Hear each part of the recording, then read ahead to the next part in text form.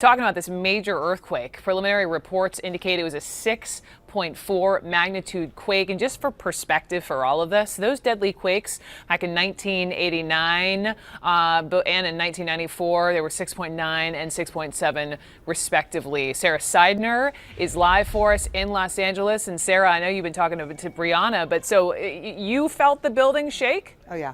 Yeah, we felt the building shake, and not only that, when you looked out from where we are located, this is about a 15-floor building. The entire building, you could feel it moving, and you could feel some of the accoutrement in here moving as well. And then you look down at the street, and you could see the signpost going. You could see the signpost sort of moving. That is from our camera that is above us on the top of this building, this 15-floor building.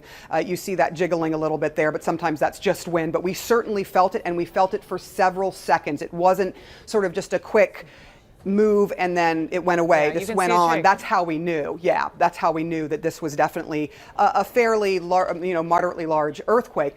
We are now hearing 6.4, downgraded from a 6.6. We have just talked to the renowned seismologist Lucy Jones, which a lot of people know. She has books out. She's been talking about earthquakes for many decades, and people really trust and know her. She said that just before this happened in Ridgecrest, which is about 156 miles from Los Angeles, there was a 4.2 just a half an hour before. So they got a jolt, and then they got the larger one at 6.4.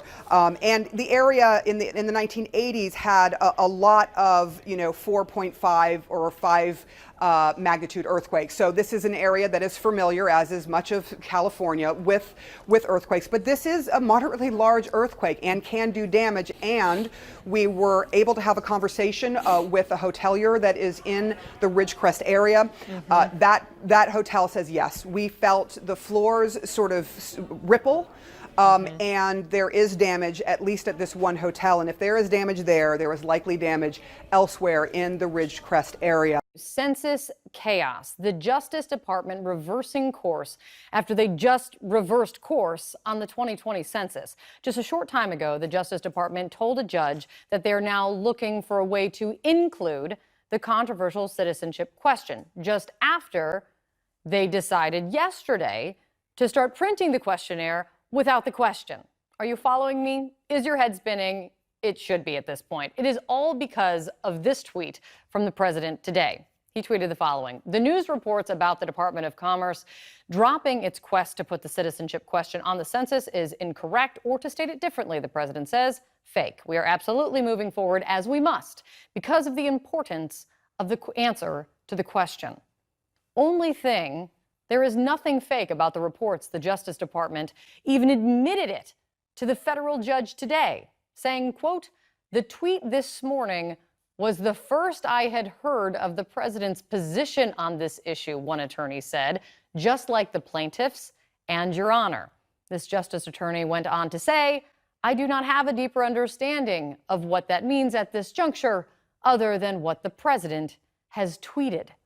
According to the Washington Post, the president hated the idea that it appeared he had thrown in the towel on the fight over the citizenship question, caved on any issue, especially one that he has been railing against for months. I think it's very important to find out if somebody's a citizen as opposed to an illegal. They're not allowed to ask whether or not somebody's a citizen of the United States.